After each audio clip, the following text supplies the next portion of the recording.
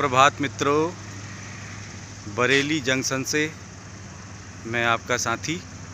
सुबह की राम राम सबको। तो एक बुबू की एक नई कहानी याद आ रही है आज फिर से कि अकल बड़ी की भैंस। एक राजा के 3 बेटे और राजा हो गया बूढ़ा। उसको अपना राजपाट अपने बेटों को सौंपना था, तो उसको सूझ नहीं रहा था कि कौन से बेटे को राज दूं, क्योंकि सबसे बड़े बेटे को वो राज देने के लिए बाध्य था, लेकिन उसका सबसे छोटा बेटा ज़्यादा बुद्धिमान था। उसे युक्ति सूझी। उसने तीनों बेटों को बुलाया और एक एक असरफी दे करके बोला, जाओ और ऐसा कुछ खरीद के लाओ इस एक असरफी से, जिससे तुम्हारे राजमहल का कमरा भर जाए। तीनों ने असरफी पकड़ी और दौड़ पड़े मार्केट की तरफ। सबसे बड़ा बेटा गया और उसे लगा कि रुई सबसे हल्की होती है, तो वो रुई खरीद लाया। रुई खरीद के लाया, उसके महल का कमरे का एक कोना ही भर पाया उससे।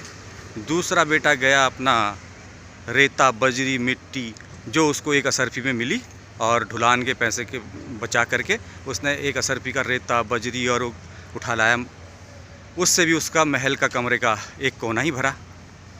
अब जो सबसे बुद्धिमान बेटा था उसने थोड़ी देर विचार किया। विचार करने के बाद उठा, मार्केट गया और एक असरफी में खूब सारी मोमबत्तियां खरीद लाया। मोमबत्तियां खरीद करके उसने कमरे के कोने कोने में जला दी मोमबत्ती, और उसका कमरा प्रकाश से भर गया। तो राजा को आसान हो गया। राजा ने सबसे छोटे बेटे को अपना राजपाट दे दिया।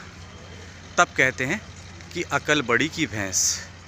आप अगर अकल से काम करोगे तो कम से कम एफर्ट्स में आपको ज़्यादा से ज़्यादा रिजल्ट मिलेगा, और वो रिजल्ट आपके काम आएगा। ये छोटी छोटी बातें हैं जो आदमी को बुद्धिमान, शिक्षा से हमें ये सब कुछ मिलता है। तो शिक्षित हों और अपनों को शिक्षित करें, अगली पीढ़ी को खूब शिक्षित करें।